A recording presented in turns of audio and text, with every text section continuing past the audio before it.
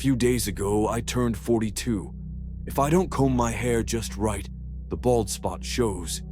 And still, after all these years, that one night keeps poisoning my life. It ruined everything.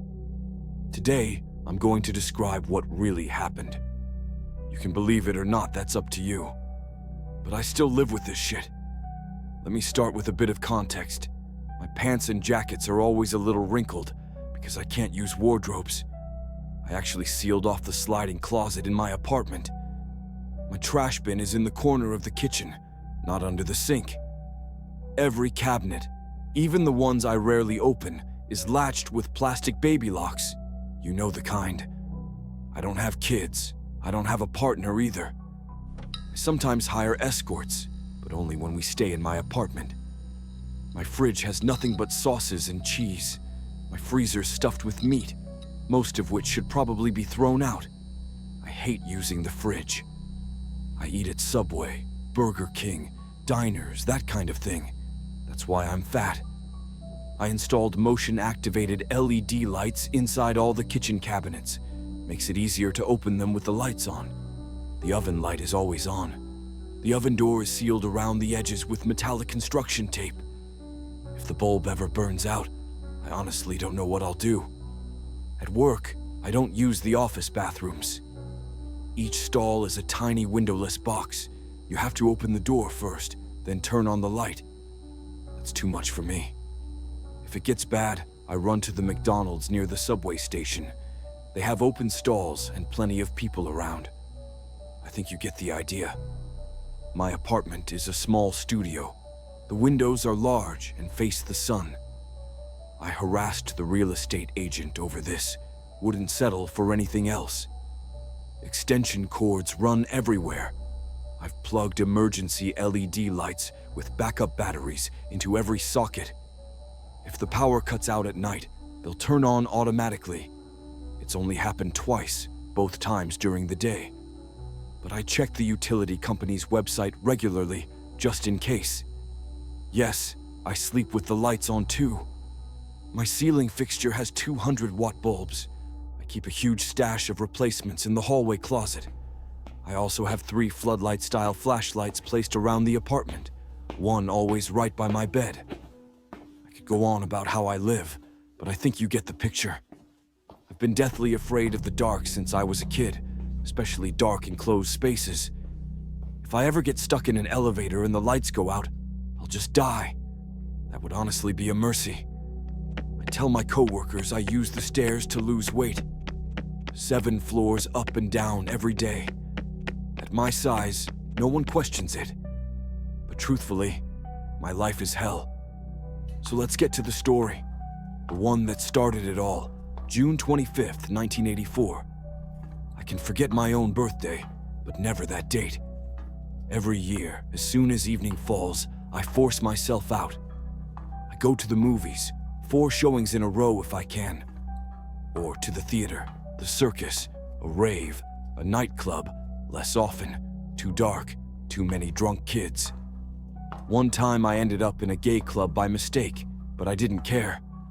I've gone to fire shows, outdoor concerts, anywhere with people and light. As a kid, I used to beg to sleep over at classmates' houses.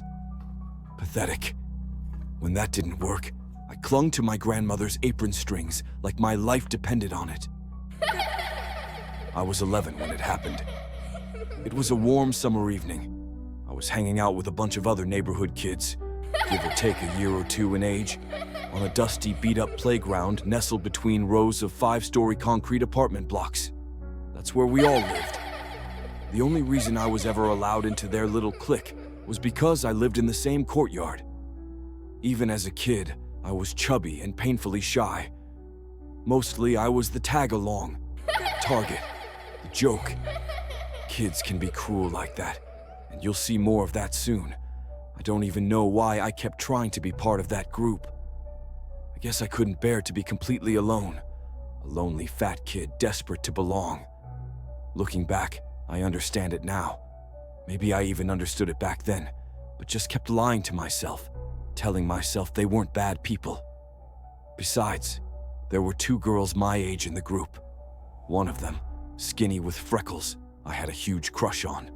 I'd do anything on a dare to impress her. I'd laugh along with the others, even when the older boys were making me the punchline. Anything to not be left out. Not far from our building stood the shack. That's what we all called it.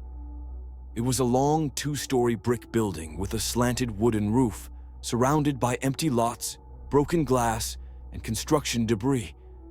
It had been built who knows when to house factory workers and their families. A mile away stood a sprawling industrial zone, with its largest facility being a defunct textile plant that once produced miles of drab gray fabric and cheap floral prints. By the time I was a kid, that factory had long since shut down. Its skeleton loomed over the rusted remains of abandoned machinery and piles of rotting fabric. Every kid in the area had been grounded at least once for sneaking into the zone to explore. But this story isn't about the factory, it's about the shack. No workers lived there anymore, of course. It had become a refuge for society's leftovers, drunks, reeking old women, screaming single mothers whose voices echoed through the summer night air. People said there were real prostitutes living there too. Honestly, the building should have been condemned years ago. The bricks were split by finger-wide cracks, and one corner of the roof had collapsed inward, probably crushing the apartment beneath it. But years went by, and nothing ever changed. It was as if the city had forgotten it existed, and maybe it had. Rumors about the shack were common. Someone got stabbed again. Someone else was buried today. That redhead whore brought 2 guys home at once. My mom and her friend would whisper and shake their heads, thinking I couldn't hear them. But kids hear everything. We don't always understand, but we remember. Kids from the newer buildings, the good families, were strictly forbidden from going near the shack. A crazy man will snatch you and kill you, they'd warn. And nobody argued. Nobody wanted to go near it. But of course, we made up our own stories about the place. Gross stories, horror stories. Whispers passed from boy to boy in dramatic secrecy. One favorite was that some older boys from the shack had dragged a girl from the middle school up to the attic, stripped her naked, and shoved a stick up her butt until she bled. Yeah, kids are fucked up. But the most popular story, the one everyone knew, was the one about the basement. Supposedly, it only had one hallway. One single hallway that stretched on forever. You could walk and never reach the end. And somewhere deep in that tunnel lived the devil himself. That's why the building was cursed. That's why everyone inside it was broken. And yeah, someone's friend had a cousin who knew a guy who once went down there with a flashlight and saw things. And the door slammed shut behind him all by itself. He barely made it out alive. Kids love horror stories, and they love believing them. Even more, they love adding a few realistic details when retelling them around a tiny campfire behind a bush. I've put this off long enough. It's time to return to the real story. Believe me, it's not easy. That fateful evening, our little gang, me, 3 other boys, and 2 girls, was hanging out in our so-called secret base, a patch of trampled grass surrounded by bushes behind my apartment building. Lying between us on the ground was an empty beer bottle. That was my first and only time playing Spin the Bottle. You know how it goes. Spin the bottle, everyone giggles. The girls act shy and flirty, and then quickly kiss the boys when the bottle points at them. It's all exciting, until it was my turn. The bottle's neck stopped squarely on the red-haired girl I had a massive crush on. She blushed and looked down. The rest of the kids immediately burst into mocking laughter. She has to kiss him. I tried to remind them of the sacred rules of the game, but the group made a ruling. Helen, that was her name, would only kiss me if I proved I was a real man. For example, by going down into the basement of the shack and walking 10 meters straight ahead. Looking back, I'm convinced this was premeditated. They came up with the challenge way too quickly, One of the boys even magically produced a flashlight, the kind you have to charge in a wall socket. Trying to act tough in front of Helen, I said I'd do it. Easy. I even bargained for 2 kisses instead of 1. Within a minute, surrounded by this makeshift honor guard, I was already shuffling toward the shack, my knees barely holding me up. Going into a basement, alone. Hell, I had never even come near the building before. I was a good kid. My head spun with all the horror stories we'd heard about the shack. There were so many. Still, on the way, I comforted myself with the hope that the door would be locked and I could just shrug and still walk away a hero. But when we reached the place and saw the iron door hanging slightly ajar, revealing nothing but pitch blackness inside, I knew there was no backing out. This is where the worst, most fragmented part of my story begins. A psychoanalyst once told me, yes, I've seen more than one therapist over the years, that the brain often buries traumatic memories deep in the unconscious. According to him, to overcome the trauma, I needed to recall what happened that night as vividly as possible. Session after session, he pushed me to dig deeper, to remember. Eventually, I stopped showing up, changed my phone number. It was too much. So please forgive me if parts of this account are jumbled or unclear. Most of it still sits behind a thick fog in my mind. 2 of my friends walked down the short staircase along the side of the shack, pushed the heavy iron door just wide enough for me to squeeze through, and then bolted back up. One of them handed me the flashlight. The screech of rusted hinges still haunts my dreams. No joke, I hear it at least once a week. My heart was pounding so hard, I could barely hear the kids shouting encouragement behind me. When I aimed the flashlight through the doorway, I realized it was nearly dead, barely a weak, ghostly circle of light. A crooked metal ladder, welded from rebar, led down about 5 or 6 feet to a dirt floor. The same kind of ladders they used to have by garbage trucks, where you'd climb up and dump your bucket into the reeking compactor. The air reeked of wet mold and metal. Somewhere deep inside, water dripped steadily. A soft hissing sound filled the space, and the air was thick and hot, like stepping into a steam room. It hit my face like a wet sheet. Taking a deep breath, I turned sideways and squeezed through the gap. Then, slowly I descended into the cursed basement, my flashlight beam trembling across the walls.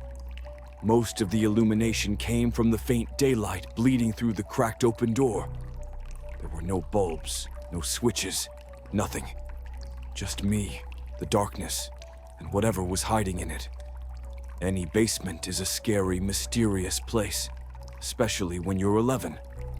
I took a step forward, listening to the faint crunch of gravel under my sneaker. I only had to walk 10 meters straight ahead, just 20 steps. That's how I tried to comfort myself. There was nothing to be afraid of, just some dark, empty room with pipes on the walls. Nothing more. The room I was in was sealed off, except for the corridor that stretched directly ahead.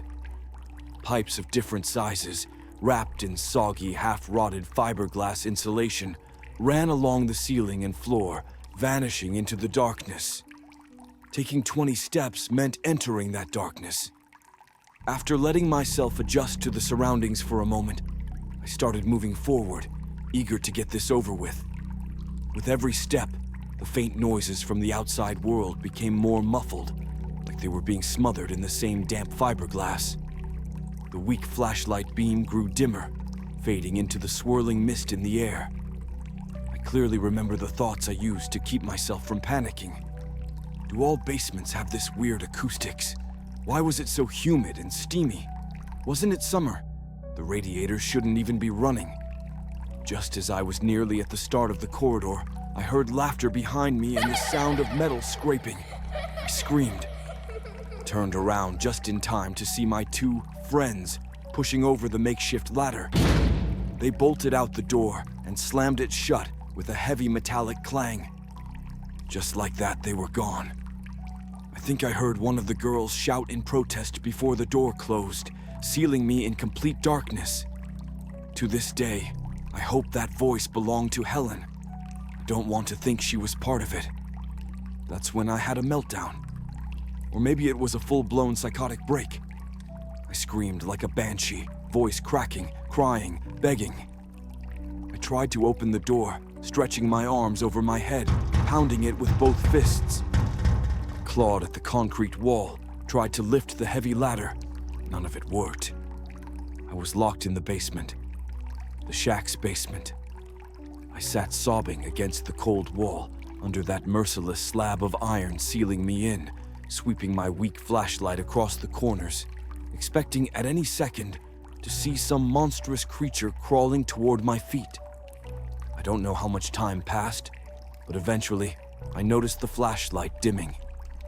If the battery died, I was sure I'd spend the rest of my life in a padded cell. I had to get out.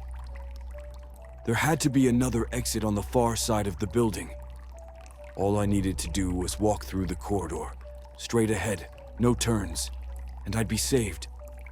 Still sniffling and shaking, I wiped my face with a dirty sleeve, stood up, and forced myself toward the corridor, trying to focus solely on my goal. I repeated to myself over and over, basements are for pipes and wiring and all that technical crap. Maintenance guys go down here all the time. It's just like the hallway of any rundown apartment building. Just darker. I strained to hear signs of life above me, just beyond the thin ceiling of concrete. But I only heard the echo of water dripping somewhere far off. In that moment, even the cursed residents of the shack seemed like saints compared to this place. I stepped over a couple of pipes and entered the corridor. Raw concrete blocks formed the foundation walls around me. At the edge of the flashlight's reach, I saw a bare light socket dangling from a wire, a shattered bulb still inside. That was all. The panic started to fade. I sniffled one last time and forced myself to keep going, whispering affirmations, pretending I was just walking to the store or heading to class. Anything to stay sane. The shack, as I mentioned, was a long building, about 150 meters from one end to the other. But I'd been walking down this corridor for a couple of minutes already, and nothing changed. Once, I had to climb over a pipe that crossed at waist height. Another time, I nearly slipped on a thin layer of wet grime where a trickle of water ran down the wall. I kept looking back, shining the flashlight behind me, unable to shake the feeling that something was following, boring holes in my back with its stare. The compacted dirt floor muffled my shuffling steps almost entirely, making it feel like my ears were packed with cotton. The air was even more humid now. Then, in the weak cone of the flashlight's beam, the left wall suddenly vanished. I froze mid-step. It was the first side passage I'd seen, a dark, doorless opening in the thick concrete. Hoping for a possible way out, I aimed the trembling beam into it and let out a breath, more relief than disappointment. It was just an empty, sealed-off room.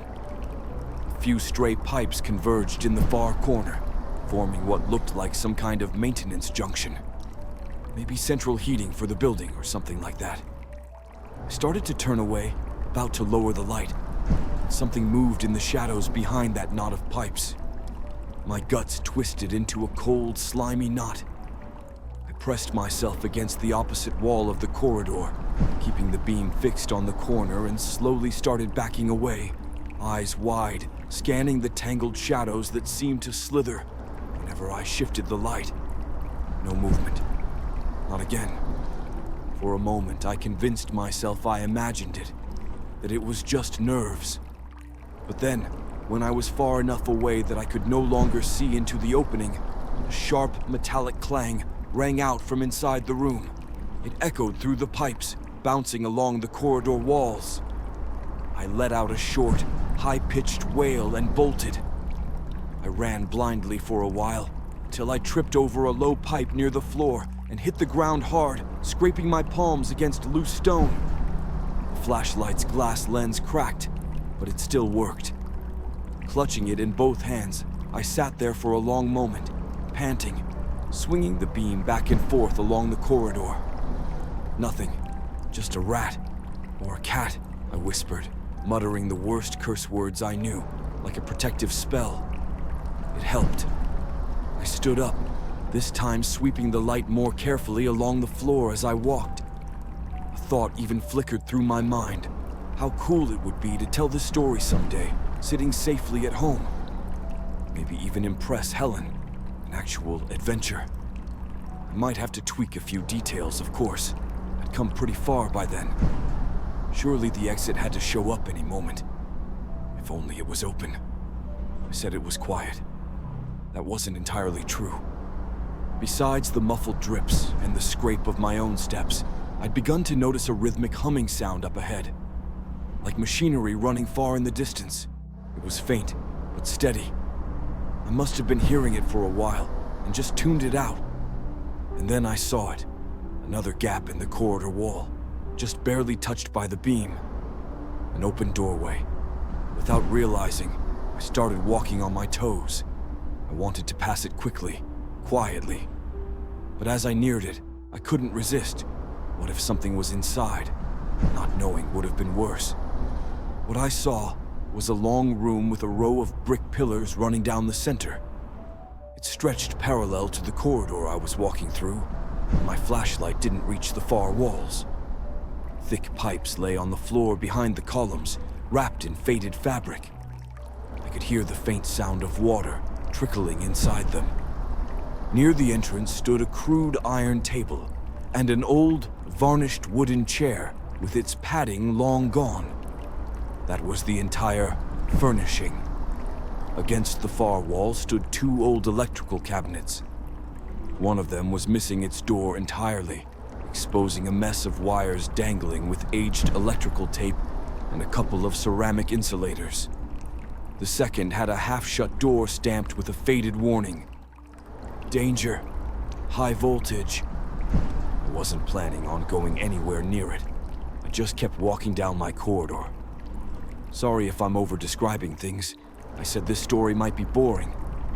But this part, unlike what came next, I remember clearly. And I can't be sure what's important and what's not. I just want you to fully grasp the setting.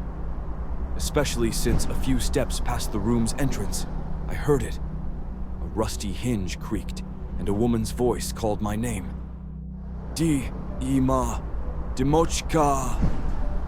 A woman's whisper, coming from one of the old metal cabinets in that deserted basement, somehow echoed louder than it should have in the stillness around me. I didn't look back. My brisk walk turned into an all-out sprint. What else could I do? Imagine being in my place, a kid running through total darkness, half sobbing, half hyperventilating from terror, and not even sure I was alone. That was the scariest part. At the very least, I focused hard on the floor in front of me, desperately trying to preserve the flashlight's beam. Twice I stopped, turned, and listened, trying to stifle my ragged breathing. I was never athletic. Then I ran again, down what now felt like an endless hallway. That part of the old scary story had turned out to be true. No matter how confused or disoriented I was, I knew by now I had run the length of the entire building multiple times. The basement didn't end. Going back wasn't even an option. The only path was forward, until the flashlight died. I clutched it so hard my palms started cramping. There were no sounds behind me. If something was following, it was silent. But the hum of machinery up ahead was getting louder. The basement machines, as I'd started calling them in my head, droned in a deep, dull rhythm. Vo-vo-vo-vom. Vo-vo-vom. Vo-vo-vom. Like some enormous water pump far off. By now, I was trembling all over. Panic was a constant. And yet I still searched for logical explanations, some way to make sense of the madness thickening around me. Eventually, I saw something ahead. The bouncing beam of my flashlight caught what looked like an opening, an end to the corridor. And technically, it was. To the right and left, identical doorways yawned open. The corridor continued past them, but now split in both directions. One of the pipes veered off into the right-hand doorway. Numb from exhaustion, I stepped forward and shined the flashlight both ways. There weren't any rooms. Both directions revealed corridors exactly like the one I'd come through. The right one disappeared into pitch blackness, seemingly infinite. The left-hand corridor ended just a few feet in, with a heavy steel door. It had once been painted green. A huge padlock hung from its hinges. Needless to say, the layout of the basement should have made a setup like this impossible. If my corridor was just a fragment of some massive underground maze, then I had zero hope of ever finding the way out. What were those assholes going to tell my mom? How would she survive this?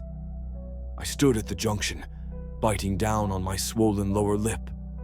But the numbness that had overtaken me vanished instantly when I heard footsteps, someone sprinting fast, from behind the green steel door. I bolted.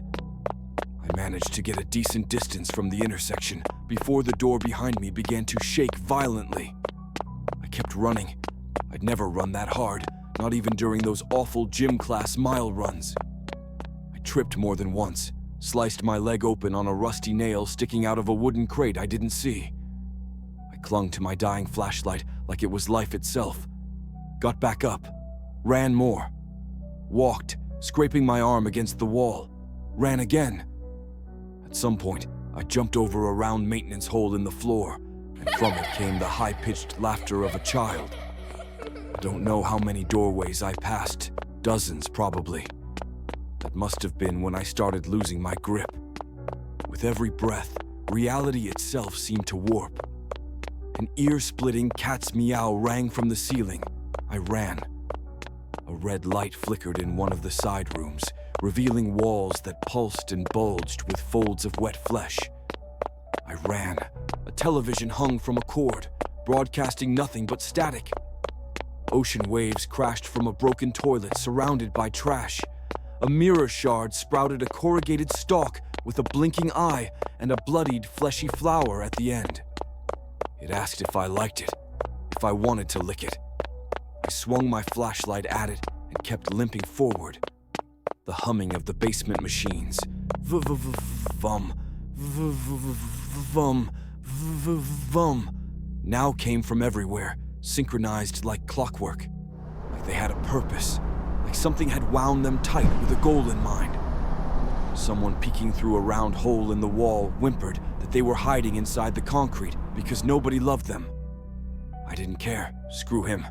If no one loves you, that's on you.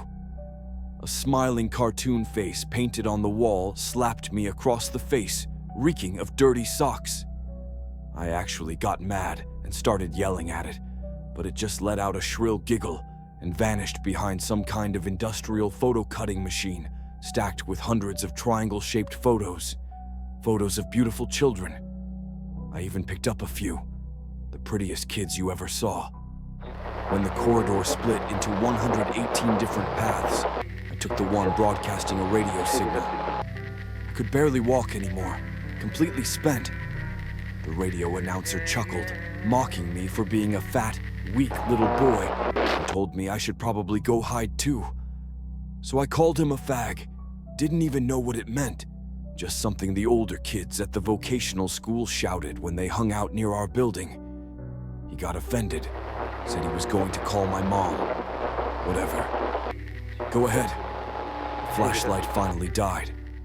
But the red light, pulsing in time with the machines, was enough to keep me going. I pushed forward, past more backwards intersections. Then, I think, I blacked out. When I turned one last corner, there it was.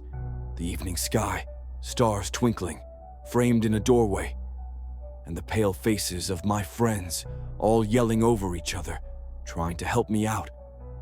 Helen was there too. Tear-streaked, kept asking what happened, where I'd been for 2 hours. She pressed a plantain leaf against the cut on my leg. That night, they helped walk me home. I didn't say a word, just smiled like an idiot, letting the breeze hit my face. I was covered in bruises and scratches, totally wrecked. My mom wasn't home, so I grabbed the spare key from above the doorframe and collapsed into bed without even washing. I didn't dream at all. The next day, I woke up around 1 p.m. Starving. My whole body hurt. Mostly my muscles, though the scrapes were bad too. I shuffled to the kitchen and found my mom, still young, still full of life, dead on the linoleum floor. Phone in her hand. She'd been there all night. I could give you the official autopsy report, but the truth is, all I could think about was that smug little radio announcer from the basement. So that's my story. Years have passed. I never became a normal member of society. The building was demolished 6 years later. Nothing unusual about it. I don't know what else to say. I'm not interested in theories. Nothing else noteworthy ever happened to me. You can judge for yourself. I thought writing it down would help, but honestly, I don't feel any better. I'm gonna pour myself some more whiskey, drink it, and try to sleep. Same as always, with the lights on full blast and a flashlight clutched tight in one hand. As for those triangle-shaped photographs I had in my pocket, I burned them the day after my mom's funeral. Couldn't stand to look at those grinning child faces, the ones with black pits where their eyes should have been.